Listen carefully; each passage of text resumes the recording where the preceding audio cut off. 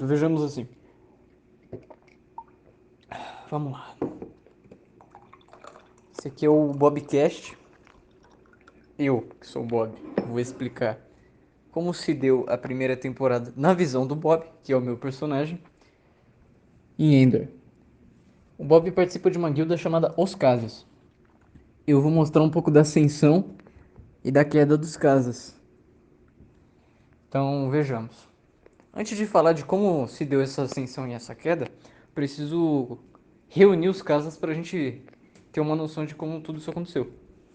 Agora imagine você uma vila chamada Altana, uma vila pequena de fazendeiros. Essa vila estava estava perto de Esdras. A gente podia encontrar Altana perto de Esdras. Você consegue ir andando até Esdras de Altana.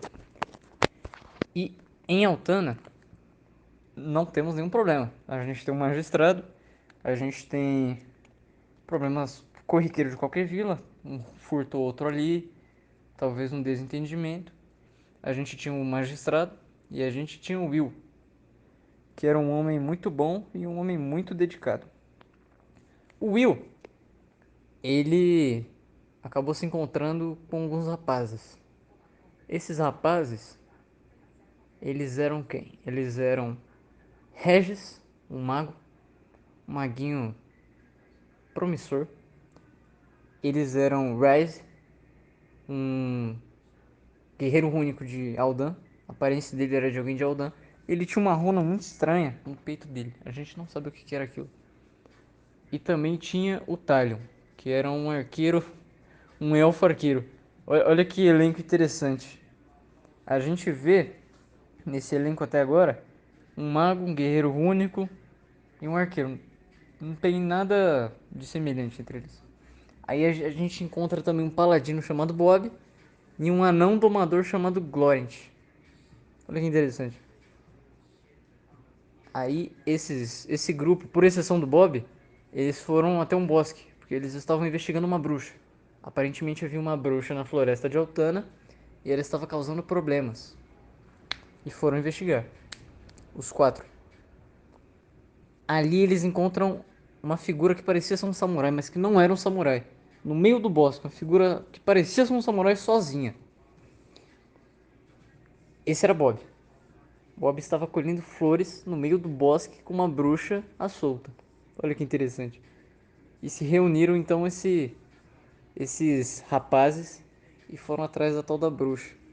Bob deu uma informação muito peculiar,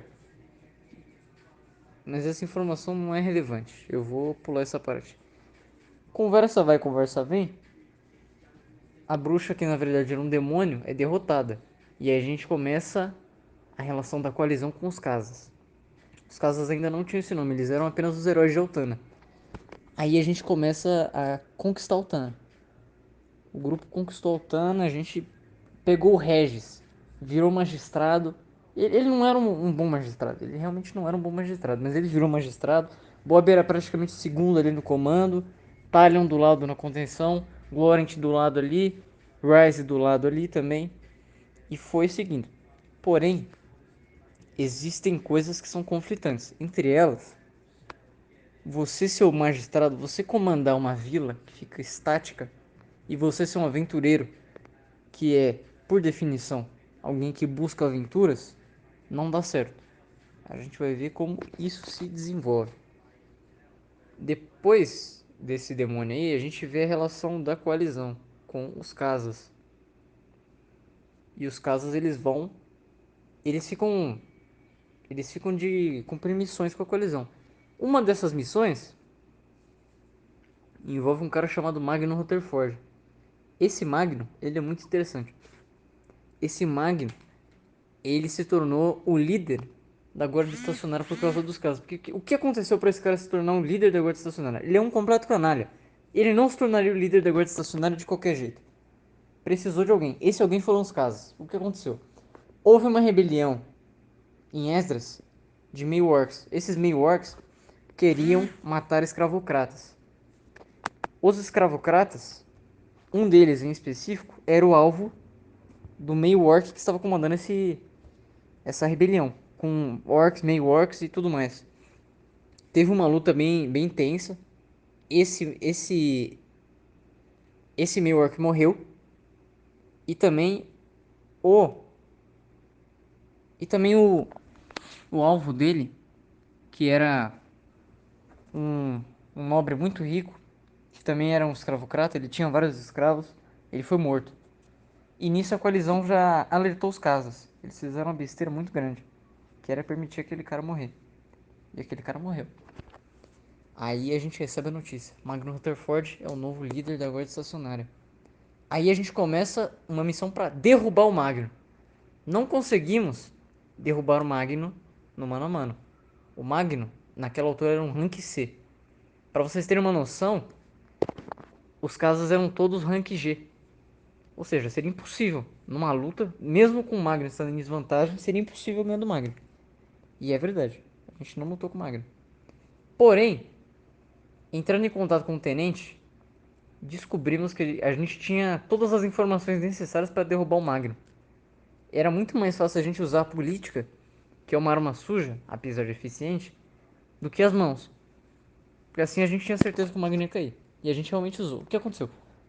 A gente foi até a ON, onde o tenente disse que haveria um rapaz chamado Eledrino. O Eledrino estava na biblioteca de Aon. E a gente teve que ir até Aon para entregar os documentos que provavam por A mais B que Magno estava envolvido com tráfico de coisas muito pesadas, muito criminosas que envolviam esse homem. Chegando em Aon, Aon estava num cenário caótico, porque Aon estava com um grande problema. Aon foi invadida, foi atacada por terroristas. E nós não conseguimos entrar na biblioteca. Foi um cenário muito caótico. A gente teve que falar com o governador de Aon. O governador de Aon era quem? Era Roderick Tully. Roderick Tully, chegando numa reunião com Roderick Tully, os casos já veem o quê? Esse cara é quase um rei. Ele só tá abaixo do rei. Porque veja bem, a cidade de Aon, depois de Esdras, era mais protegida, era a cidade mais rica, era a cidade onde o governador se portava como um rei. Porque quando você chegava na sala do governador, a gente viu o quê? A gente via que haviam espadas guardando ele, ele se sentava num trono, tal qual como um rei. Isso mais tarde se tornaria um problema. Se tornaria um problema bem grande, aliás. A trama da primeira temporada vai sair depois disso. E veja bem, a gente consegue entrar em contato com o Eledrino paga os casas, até aí beleza. Aí a gente descobre a notícia. Magno foi preso, Magno foi julgado, Magno foi condenado, Magno morreu. Acabou a história do Magno. Aí, os casas vão se separar um pouco. Porque veja bem, o Regis vai ficar em Altana. Aliás, é um bom ponto a se falar do Regis aqui. Nesse intervalo que eu vou dar entre a gente descobrir o Magno e a gente ir para Inverno de Sangue, houve a morte de um contrabandista. A morte desse contrabandista vai resultar em um problema bem grande. Eu vou falar depois que a gente terminar Inverno de Sangue. Veja bem, o Regis ficou em Altana, o Laurent estava resolvendo suas pendências na floresta, ele era um domador, ele era um anão e um domador, ele tinha que resolver as coisas da floresta. E o Rise ficou resolvendo suas pendências também. O que acontece? Talion e Bob se reuniram com um grupo muito específico, um grupo muito diverso também, e a gente foi fazer uma missão chamada Inverno de Sangue. O que teve nessa missão? Essa missão era simples. Escoltemos então o Coruja, que era um investigador. A gente vai pro Marquesado, a gente vai resolver, esperar o Coruja resolver um mistério que tem. O Marquês, o próprio Marquês convidou o Coruja e a gente vai ver como é que isso vai se dar. A missão era simples, era uma missão bem simples. Porém, o começo da missão foi conturbado demais. A gente vê o Coruja sendo morto, a gente vê o Marquês sendo ferido e mais mistérios surgindo. Porque, por exemplo, o ataque que matou o Coruja e o Marquês, e atacou e feriu o Marquês, ele não teve nenhuma explicação. A gente não sabe de quem é a autoria do ataque, a gente não sabe por que houve esse ataque, e o pior de tudo, a gente não sabe como aconteceu esse ataque. Quer dizer, talvez a gente até sabe, mas isso não é importante agora. Retornando. Aí agora quem assume, a gente vê uma certa liderança do Paladino, o Bob, assumindo, no caso eu, né? A gente vê o Bob assumindo um pouco do cenário de investigação. E a gente vai investigando, até chegar em um mago chamado Leopold Strauss. Esse Strauss, ele vai dizer que foi ele que causou tudo isso. Porque veja bem, qual que era a situação? A filha do Marquês sumiu, a esposa do Marquês foi vista levando a filha do Marquês embora e ela ficou presa lá. Tudo bem. A, a ex-esposa do Marquês é a culpada e precisamos achar a filha do Marquês. É essa a situação. Porém, não era o que parecia. A gente vai descobrir, ao troco de um favor pro Strauss, que quem causou tudo isso foi na verdade o Marquês. Por quê? Porque o Marquês ele trabalhava com a coalizão, o Leopoldo Strauss também trabalhava com a coalizão, mas olha que engraçado. O Marquês ficou. O atual Marquês, na época ele não era Marquês. Ele ficou encarregado de fazer o quê? Ele ficou encarregado de cuidar de um demônio chamado Asmodeus. Esse demônio queria vingança com o Marquês. E daí a gente descobre que a filha do Marquês sumiu por isso e que o Marquês estava sendo jurado de vingança. Devemos então retornar ao Marquesado e explicar essa situação para ele. Retornando para o Marquesado, a gente encontra uma situação bem estranha. Aparentemente, uma mensagem falsa, uma bandeira falsa, começou a guerra entre a fronteira de Camelot e o Marquesado Norte. Isso, por si só, seria um caos. Se a filha do Marquês não estivesse desaparecida ainda. Mas o que deixa tudo mais peculiar é que a filha do Marquês apareceu ferida. E olha que interessante.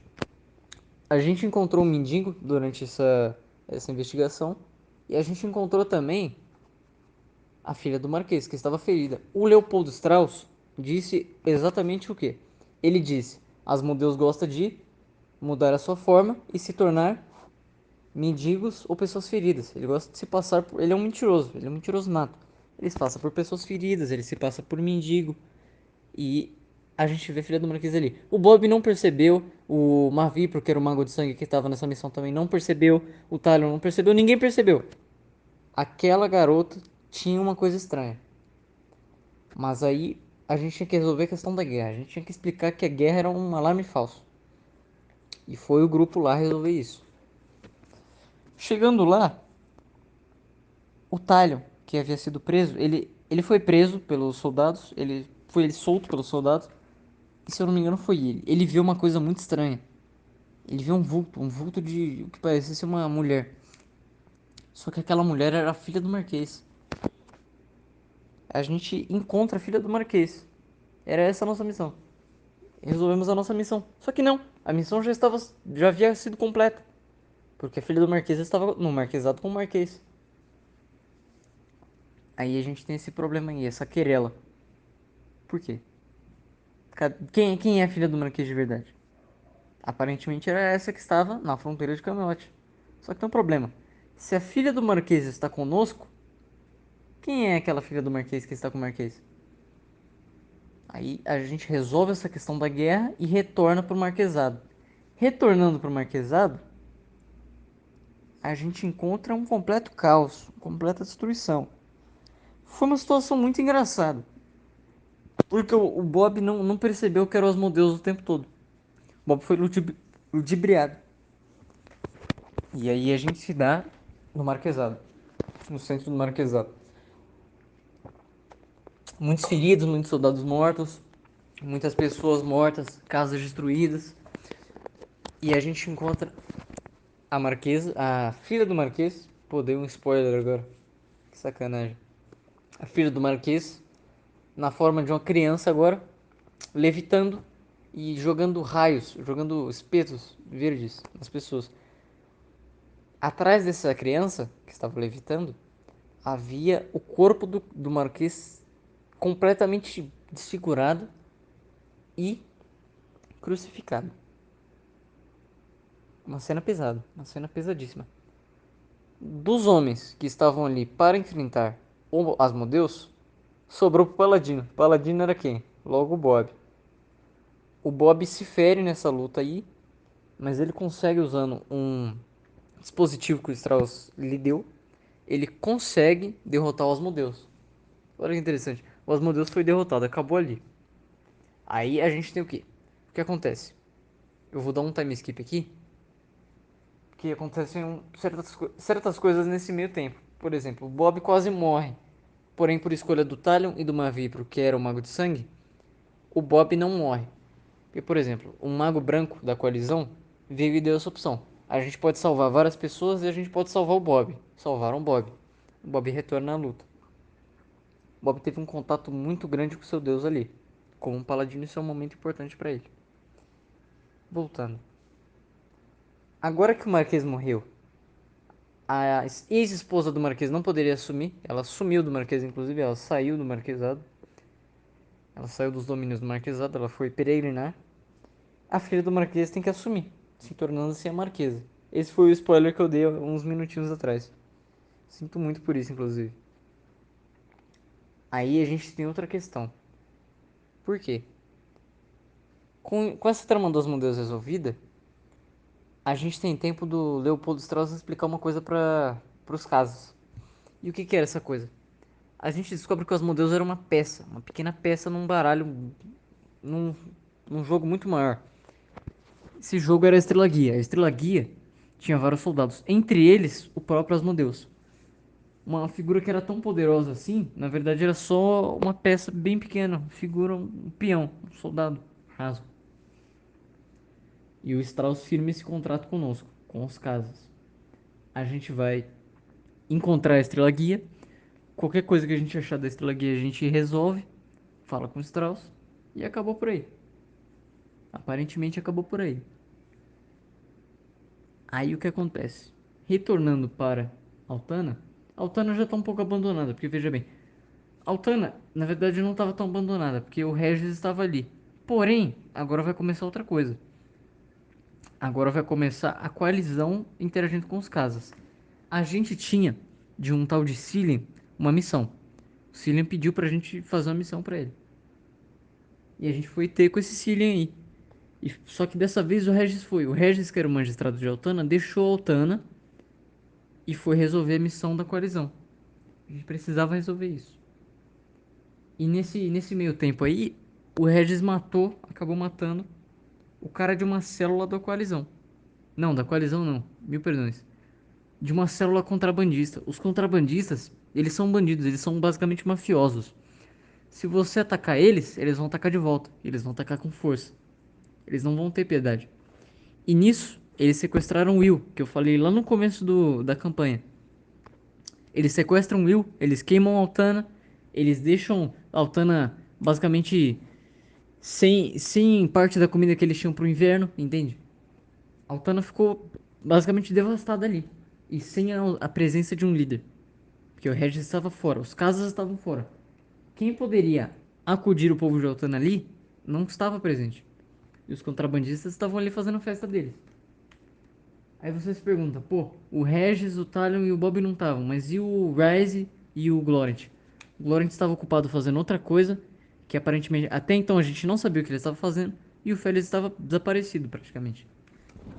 Aí a gente vai pra coalizão. Na coalizão, a gente recebe uma missão do Cillian. Missão simples até. Vamos até uma prisão de segurança máxima, descobrimos quem é o contrabandista que ali está, passamos essa informação de quem é o contrabandista para um agente que já estava posicionado na prisão para isso, e acabou a missão. A gente volta, a colisão faz favores pros casos e fica assim.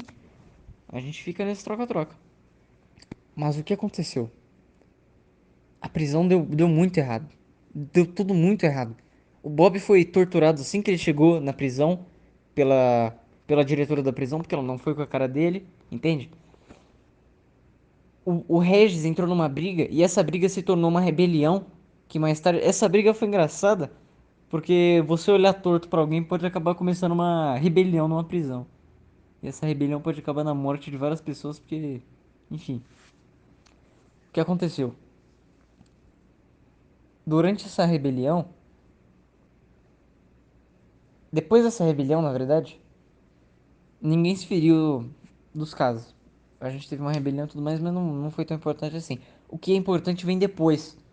Porque quando o Regis vai ser interrogado sobre o que aconteceu naquela rebelião, aparece um vulto, uma sombra.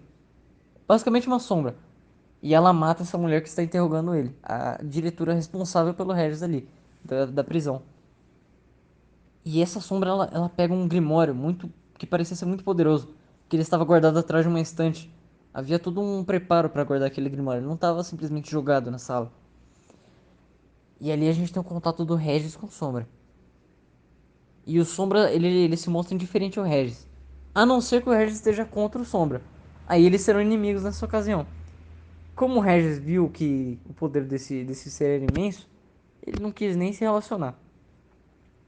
Enquanto isso, a gente a gente via um problema um pouco maior do lado de fora. E veja bem, as celas estavam sendo liberadas, mas não era uma liberação normal. Era basicamente magia. Haviam magos muito poderosos ali presentes que estavam soltando todos os presos. E a instrução deles era bem simples. Eles disseram para todos os presos fugirem enquanto eles ainda podem. E foi o que alguns tentaram. Naquela altura a missão já tinha sido praticamente abandonada. O foco era sobreviver. Inclusive tem uma cena muito peculiar desses magos que um deles domina o metal. Mas ele usa o metal de uma forma tão boa que ele tira o metal que estava preso na boca do Bob. O Bob ele tinha sido torturado e havia um fio de metal na boca dele, de modo que ele não poderia falar. E esse metal foi removido, a cela dele foi aberta, isso não foi explicado. E aí os presos estão saindo da prisão, eles estão indo para o pátio interno. Enquanto isso, Bob, Regis e Talon se reúnem na sala de banho, no local que se banha. E ali eles são curados. Ali eles são curados num fenômeno muito misterioso também. Aparentemente, foi um daqueles magos muito poderosos que curou eles. Um mago luminoso, um cara poderoso também. A gente não sabe quais eram as intenções deles ou dos outros, até então. Mas depois, o Talion vai ter uma visão e ele vai explicar. A gente precisa fechar um círculo. Indo até o pátio externo onde estavam todos os outros presos, a gente descobre qual é o tal do círculo. O tal do círculo era a invocação de um ser. E a gente tem que impedir essa invocação. Foi uma luta bem tensa, foi uma luta bem tensa. A gente consegue impedir essa invocação. Essa invocação é completamente parada, porém tem os vestígios dela. Muitas mortes ocorrem naquela prisão, ela é destruída parcialmente. Boa parcela da prisão foi destruída. E saindo da prisão acontece uma coisa ainda pior. A gente vê um tsunami ao horizonte, em uma cidade. A gente vê uma destruição muito grande, causada por uma luz verde em outra cidade do outro lado do horizonte. A gente vê uma luz branca, a gente vê fogo, a gente... É um caos completo. Os caças não sabem o que fazer ali. Eles precisavam ir até o Strauss. E chega o Cillian junto com a coalizão. O que eles fazem? O Cillian fala que é para abandonar a missão e que eles precisam de ajuda para resolver esses problemas. Aparentemente, arautos do caos apareceram e estão causando caos. Os arautos do caos são agentes da Estrela Guia. A gente viu sobre a Estrela Guia e a gente sabe agora que eles estão agindo. Sabendo que eles estão agindo, precisamos ir até o Strauss, que foi esse combinado dos casas com o Strauss. E nós vamos até o Strauss. Esse encontro dos casas com o Strauss, ele é marcante por dois motivos. Nesse encontro, o como as viagens até a casa do Strauss são um tanto quanto frenéticas, por exemplo, você não vai até a casa do Strauss indo até a casa do Strauss. Você passa por um mundo e desse mundo você entra até uma porta para a casa do Strauss. Numa dessas idas ao mundo, a gente encontra servos da Estrela Guia. E entre eles havia um arqueiro muito poderoso, um lanceiro que não chegou a aparecer e uma garotinha muda. Ela era muda. O arqueiro disse ao Bob para que a Estrela Guia acompanhe ele. E a garota muda disse ao Bob para que ele mande lembranças ao Strauss. Olha que engraçado, a garotinha muda mandando lembranças ao Strauss. Ninguém dos casos havia falado sobre o Strauss e não tinha como eles saberem. Não era uma coisa, uma informação que soltou, que foi escapulida. Não, eles sabiam exatamente o que eles estavam fazendo ali. A gente vai descobrir depois o porquê disso ter acontecido. Na trama do Glorant, inclusive. Que o Bob não tem acesso. O que a gente sabe sobre o Glorant é muito pouco. Enfim, prosseguindo. O Strauss explica o que está acontecendo e a gente agora tem que pegar os corações do caos. Pegando os corações do caos, os arautos do caos ficam mais fracos. Por quê? Porque os arautos do caos querem os corações do caos, eles querem pegar relíquias do caos e assim eles podem causar o caos. Mas sem os corações do caos, a gente já vai ter uma vantagem em relação a eles. E aí o Strauss mandou a gente para Bardovan e a gente foi até Bardovan para pegar o coração. Chegando em Bardovan, a gente estava no topo de uma montanha. Haviam duas opções: adentrar as montanhas ou ir até um castelo da coalizão que estava sendo atacado por um dragão. Ouvinte, coloque-se no lugar dos casos. A gente tem dragão e a gente tem montanha. Dragão foi uma escolha muito óbvia. Pra marcar, só pra não passar essa questão do dragão em branco, o Regis consegue um cajado que aparentemente continha um arauto do caos. Tudo que a gente queria evitar era um arauto do caos naquele momento. Regis estava caminhando com um ao seu lado. Interessante isso. Enfim, retornando. A gente precisou fazer uma viagem um tanto quanto conturbada até a torre que guardava o coração do caos. Essa viagem eu poderia entrar em pormenores, mas seria um tanto quanto inútil, porque ela não vai dizer nada sobre o resto da campanha e da temporada. Então eu vou pular essa parte. Chegando no coração do caos, o cajado que tinha um arauto do caos se mostra realmente portador de um arauto do caos. E logo o pior deles, a mesma sombra que encontrou Regis, encontra agora os três casas: Talion, Bob e Regis. Ali a gente marca o início do combate entre a Estrela Guia e os Casas. Porque antes era só um serviço entre Casas e Strauss. A briga era Strauss e Estrela Guia. Agora são todos contra a Estrela Guia. Estávamos unidos nessa causa. Após uma longa discussão, a gente vê a briga contra um dragão. E depois dessa briga contra o dragão, o Sombra é vencido. Mas o Sombra não é derrotado ali mesmo, ele foge. Aparentemente ele levou o coração do caos. E depois dessa batalha, que foi bem conturbada, foi problemática demais até, a gente tem que retornar para Esdras. Bob estava ali com a irmã dele, porque o dragão era na verdade a irmã dele, baseado na invocação que o Sombra fez. Olha como esse cara é ardiloso. Ele fez a irmã do Bob se tornar um dragão para que ele não pudesse matar o dragão. E assim ele pegaria o coração do caos mais facilmente. É tudo muito bem planejado pelos Arautos do Caos. Aí voltando. A gente chega em Esdras e retorna para Altana. Aí a gente vê aquele cenário de Altana completamente desacreditado dos casas. Os casas não tinham mais moral em Altana. E a, a quebra do laço era óbvia. A gente teria que se separar de Altana. Então Regis, Bob e Talion pegam uma carta que eles haviam recebido alguns dias atrás, mas eles não puderam receber essa carta porque eles estavam na missão da questão dos arautos. Eles estavam ocupados. Eles estavam ocupados para Altana, eles estavam ocupados para cartas. Até mesmo para a vida pessoal deles. Essa carta era da Marquesa Anne Irving, que foi justamente a da missão do Inverno de Sangue. E o que acontece ali? Era um convite para que Bob, um paladino que era basicamente letrado, ele falava igual um caipira, ele falava igual um cara de Bardovan. O Talion, que era um arqueiro, eu dispenso comentários sobre o arqueiro. E o Regis, que era um mago bem mequetrefe e um marques, um, como é que é o nome? Eu esqueci o nome. Um magistrado muito ruim também. A gente viu ao longo da história que o Regis como magistrado foi péssimo. Esses três se tornaram emissários do marquesado. E aí a gente vai pro que aconteceu no jornal. Por quê? A gente teve uma série de intrigas em A1 depois daquele ataque terrorista, que foram, por exemplo, a morte de aventureiros muito influentes numa invasão, que a gente não sabe até agora o que causou aquela invasão.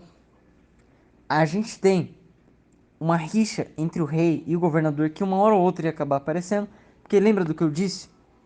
Que o governador era quase um rei? No mesmo reinado não podem haver dois reis. A gente vai ver como isso vai se resolver. E veja bem, o rei, ele começa a falar coisas. O rei Alexandrino, ele sempre foi tido como um cara morno, um cara fraco, um cara parado, estagnado, que não tem ambição, que não tem opinião, que ignora o reino. Nessa situação, não. Ele se impôs até demais. Ele falava como se os aventureiros fossem culpados por tudo que aconteceu contra os próprios aventureiros. Olha que irônico. E ele ainda fala como se os aventureiros fossem criminosos, como se eles fossem todos bandidos, como se eles fossem todos marginais, como se eles merecessem como se eles merecessem ser regulados. Não seria regulados a palavra, porque o rei não tinha essa intenção, ele tinha intenções bem piores. O rei queria ali então deixar claro que ele não gostava de aventureiros e os soldados do rei estavam em guerra. E foi isso que realmente aconteceu. Os soldados do rei começaram a caçar aventureiros, começou a ter essa intriga, começou a ter essa rixa entre o próprio governador que se pronunciava contra o que o rei dizia, e daí a gente vai ter problemas ainda maiores. Entre eles, o rei mandando soldados para o Roderick sendo preso, e durante essa prisão ele desaparecendo completamente. A gente não sabe onde o Roderick está. Roderick perdeu, inclusive, o anel que mostrava. Por exemplo, quando teve a reunião entre Regis, Bob, Talion e o governador, a gente percebeu que o anel dele era muito importante. Ele era uma relíquia mágica, digamos assim. Ele já estava sem aquela relíquia. E ele estava desaparecido também, como eu havia dito.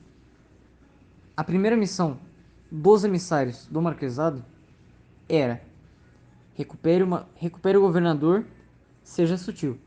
Foi essa a missão que a Marquesa deu. Aí a gente descobre aqui uma coisa muito interessante. O governador de Aon era um aliado da Anne, da Marquesa do Norte. E agora a gente tinha que ajudar ambos. A gente tinha que ajudar ambos. O que aconteceu ali foi uma guerra generalizada. Durante esse resgate do governador, a gente vê os poderes dele sendo usados, os poderes do Bob, os poderes do Regis, inclusive montou um tubarão. Uma cena bem engraçada. Foi tudo bem feito ali. Porém, não tanto, porque foi muito barulhento. Enfim, governador e marquesa reunidos. Agora eles poderiam planejar como eles iriam reconquistar Aon. Porque sem o governador de Aon, Aon foi tomada pelo rei. Não tinha nem o que fazer ali. Realmente foi tomada.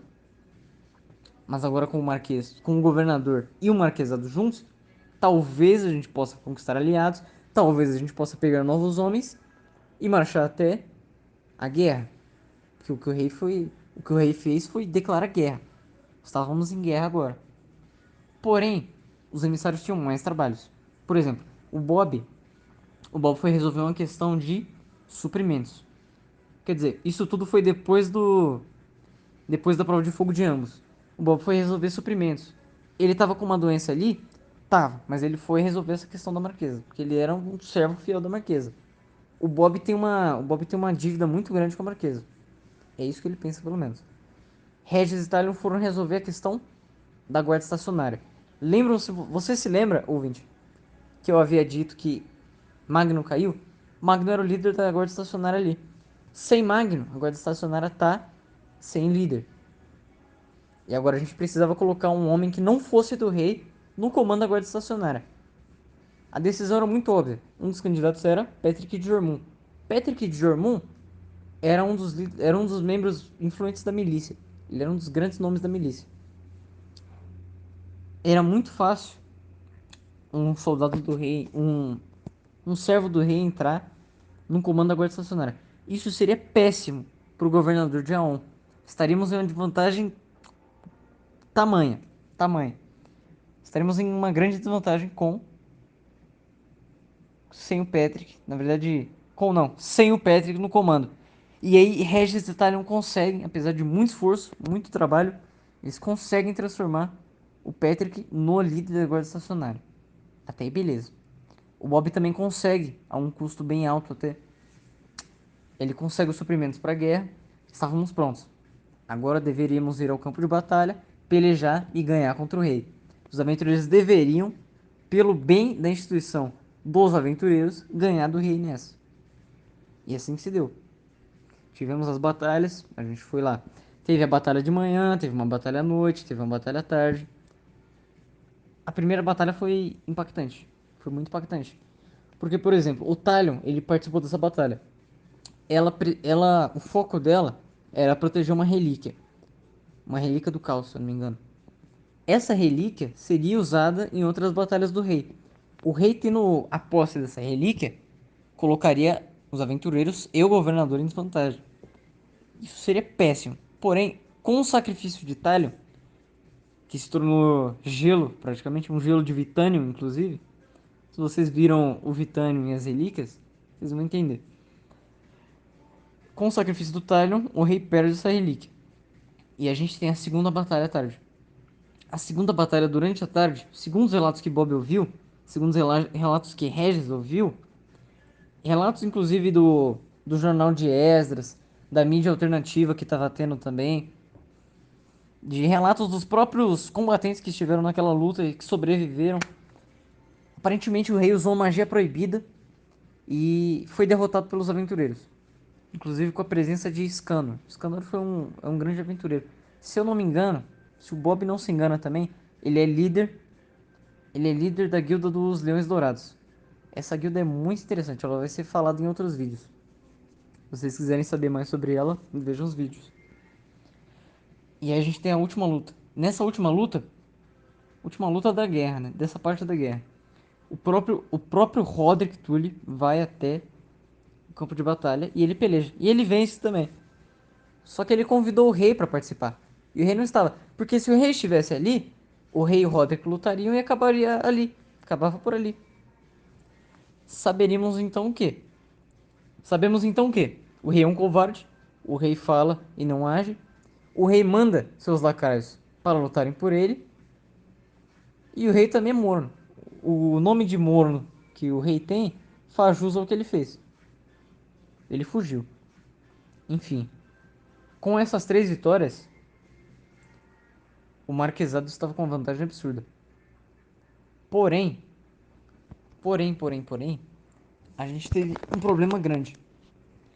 A gente teria, depois dessas vitórias, que fazer um cerco a Aon.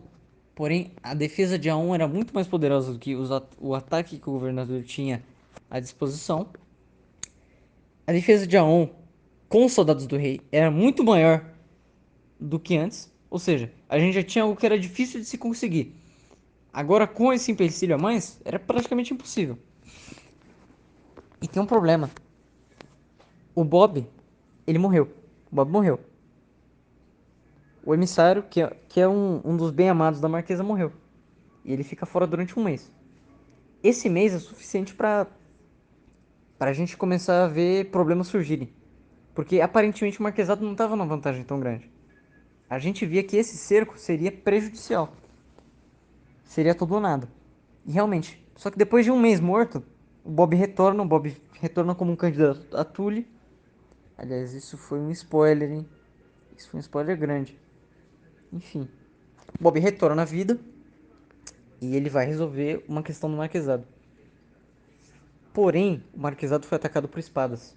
O Bob chegando lá, ele conversa um pouco com o Roderick e começa o ataque. O Marquesado foi quase que completamente destruído, foi parcialmente destruído.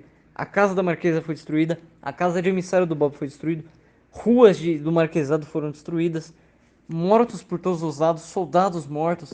A gente tinha civis mortos, soldados, a gente tinha muitos mortos. Inclusive a própria Marquesa só não morreu porque o sobrinho do Bob que estava na casa do Bob foi sacrificado para que a Marquesa sobreviva. E ela ficou debilitada, porém viva. Muito debilitada, mas viva. O Bob então cuidou da Marquesa, ele cuidou de levar a Marquesa para longe do Marquesado que estava sendo destruído pelas espadas, e o Roderick cuidou das espadas. Ele lutaria e ganharia deles. Porém, tem um porém aí. Talvez esse podcast não seja o adequado para falar desse grupo aí que apareceu. Mas aconteceu, então vou falar. O Bob viu, então é interessante. Um grupo de quinistas contendo um urso robô gigante, um gordinho baixinho, uma mulher e um soldado muito forte foram ter com o Marquesado. Porque, segundo eles, o diário de alguém muito importante estava em posse do Marquesado. O Bob entregou esse diário, contanto que ele tivesse uma cópia, e ficou por isso. Esses soldados eram os quinistas. Eles, inclusive, lutaram no cerco a On. Olha que interessante, eles estiveram no cerco, junto com os aventureiros. Aí a gente vê o quê? Com o Bob cuidando da Marquesa ali e o Roderick lutando contra as espadas, a gente vê o caos completo. Mas isso não tinha nada a ver com os Arautos do Caos, tinha a ver com o rei. O rei causou um grande problema no Marquesado. A desvantagem que a gente tinha, que já era grande, agora estava maior. Que talvez os soldados muito poderosos que a gente tinha, inclusive o comandante da guarda do Marquesado, que ajudou o Bob, ajudou os aventureiros na missão do Inverno de Sangue, ele havia morrido ali. A gente perdeu o comandante da guarda do Marquesado. Aquela perda foi muito grande. A gente só vai ver isso depois, a gente vai ver os efeitos dessa perda mais tarde. Inclusive, nem vai ser nesse podcast. E veja bem, depois dessa luta, depois de todo essa intriga aí, o Marquesado recupera suas forças e marcha. Mas os aventureiros, eles não vão marchar até On. Eles marcham até Esdras. Olha que interessante. A única chance que o Marquesado tinha de vencer não era marchando para On, era marchando para Esdras, onde o rei estava. Porque se eles fossem para On, eles morreriam com toda a certeza do mundo. Porém, tinha um problema muito grande. Esdras é uma cidade impenetrável, como eu havia dito no começo. Além de Aon, Esdras era a cidade completamente impenetrável. Assim, os aventureiros que estavam dentro de Esdras teriam de desativar as defesas de Esdras. Eu falei Esdras muitas vezes. E se os aventureiros de dentro da cidade falhassem, os soldados lá fora iriam morrer. Porque os que estavam no cercando Aon poderiam retornar a Esdras a qualquer momento. Retornando a Esdras, os soldados do Marquesado morreriam, porque eles estavam cercados. Completamente cercados. Eles morreriam de fato. Essa luta foi muito dura. Inclusive perdemos muitos aventureiros. Entre eles o Ratolino, por exemplo. O Ratolino não, o Patolino. O mago implacável. Ele morreu naquela luta. Temos estátuas dele e de outros aventureiros que morreram em homenagem a esses. O que aconteceu ali? Os aventureiros ganharam. Todo mundo comemorou a vitória dos aventureiros. O jornal de Esdras comemorou, os próprios aventureiros comemoraram, civis comemoraram.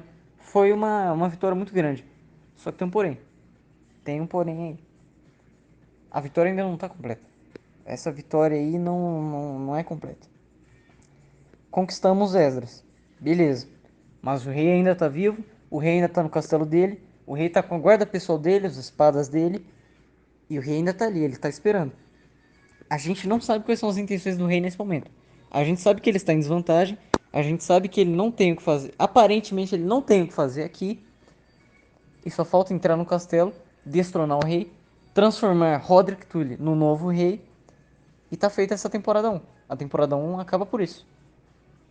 Se a gente conseguir destronar o rei e transformar Roderick Tully, que era o governador, no rei, acabou. A gente resolve essa questão aí.